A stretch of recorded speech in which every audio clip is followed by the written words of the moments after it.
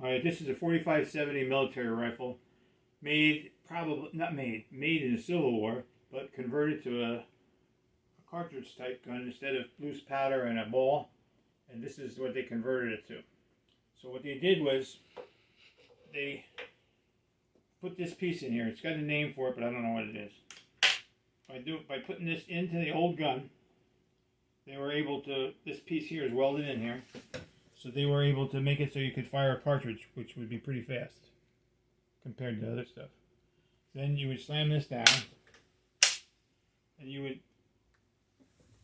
cock it the rest of the way. And now if you squeeze the trigger, it'll go off. I don't want to squeeze the trigger because it might break something.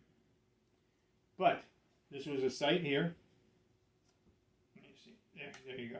That's for long distance. You got all your adjustments. You think this was a sniper rifle? Look. You can shoot a guy about a mile away with this thing. You never hit him, but you could try. What this was for was, in the Civil War, you might have a rifle that'll shoot 800 yards, but if the enemy were a mile and a half away, you'd shoot at them anyway, and you'd use these sights. Because if 1,000 guys are shooting, eventually some of the bullets might hit somebody. Okay, so now this is 45 caliber and 70. The 70 is the grains of black powder in it. So the 70 grains of black powder equal the charge that you need to make this into a weapon. So you just squeeze this, and it goes down half cock. Then it goes down to there. We'll leave it there. So these were used by Custer's soldiers in 1870s, and this one here was probably converted or whatever in 1880. Now, this was what they originally called a derogatory name would be an Indian name, but let's just say Aboriginal gun, right? And what that meant was this gun in the Civil War had a big long bayonet on it. But now there's no bayonet on it, like with a big knife, because they figured if you're out chasing Indians, they were so ignorant, the white people, they thought Indians always wore bare-chested so you could stab them easy and you didn't need a knife. An Indian in a buffalo robe would be harder to kill than any white man. But everybody was ignorant, everybody was stupid, and everybody was disrespectful of other races. That's the truth of the matter. So this here would be, now, this, I think I need your hands here. You got to open this up. It slides one way or another.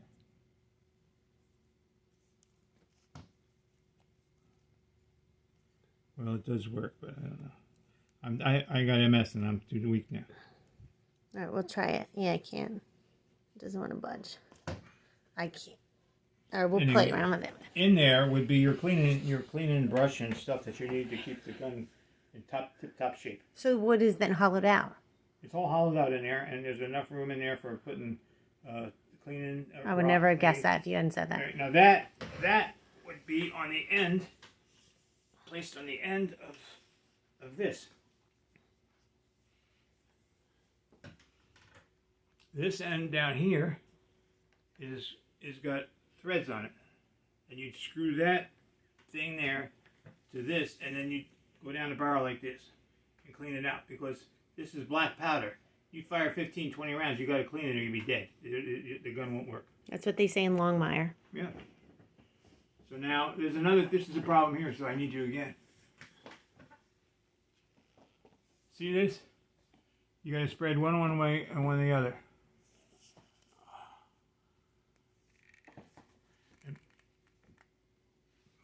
Oh, this comes out? Press this. See this? Oh, I see. Press those two. And I'll pull it out. Oh, you eat at the same time? Yeah. Oh, gosh. You can't do it. These are things you should have done in the rehearsal. You see this here? That's your bayonet. That thing looks like a screwdriver. I told you they think they didn't need anything because the natives were naked. They are so stupid. In the wintertime, you could be naked out there on the prairie. So anyway, that's what that is. So this is a very unusual gun that it has that on there, because that means it was not made until they really didn't have any more Indians. Mm-hmm. You didn't need bayonets. they were not. Yeah. So I don't know. Once I get this, I probably can't get anywhere. But anyway, this goes out about this far. It does. Okay. And it comes out all the way if you need to clean the rifle because you have to use the back of it. Like you pulling out the piece and then flipping it around. Yeah, you screw it to the thing. Now, that's about all I know about this. This would be worth about $2,000-3,000 if it weren't broken. And what's broken about it is when they got it, my Uncle Paul, my Uncle Bill, my Uncle Cedric, and my daddy all went to, somebody bought it for 50 cents or $1. They bought it and they took it out to the riverbank while they lived in Red Bank. They lived by the bank. And it got to be not dark, but the sun went down. And somebody shot it. I don't know which of them did. There's about a 20-foot flame come out the barrel. And oh my goodness. The smoke with so much black powder makes so much smoke you couldn't even see the guy. But somebody noticed there also came a flame out of here. So they spent 50 cents. They wanted to get their money's worth. They weren't going to use this to shoot stuff. So what happened was they shot it again, and it came out again. So what that means is somewhere in here is a crack. Where you put the bullet in there, somewhere in there is a crack. So it could just as easily come out in your eyeball, blind you. So nobody shot it again ever. So if you had to give a gauge of how old your dad was when maybe he was buying this. Well, Uncle Bill was born in 1900, so he probably was 20-something. Okay. My dad so was younger than him. So it could be 100 years since this gun was shot. Oh, yeah, 1922. That time was probably before World War I. Okay. Or right about then. You know? So now they had this for years and years. It wasn't any great thing.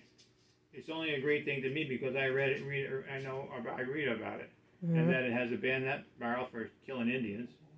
So it never went. Here's another thing. This was made from the 70s to the 83. 1870s to 83. But it was also used in 1900 in the Spanish Mare Horse. Now the regular troops didn't have this, but the National Guard troops had this. And they activated the National Guard troops to send them to Cuba. So they would be shooting at a Cuban with a German rifle, ultra modern, who made a flat noise, no smoke, and he would kill the American, and the American would reply back with a big puff of smoke so everybody knew where he was, and then anyway shoot him. So they had terrible casualties because of that. I didn't know that. So I guess that's about it. All right. Well, thank you so much.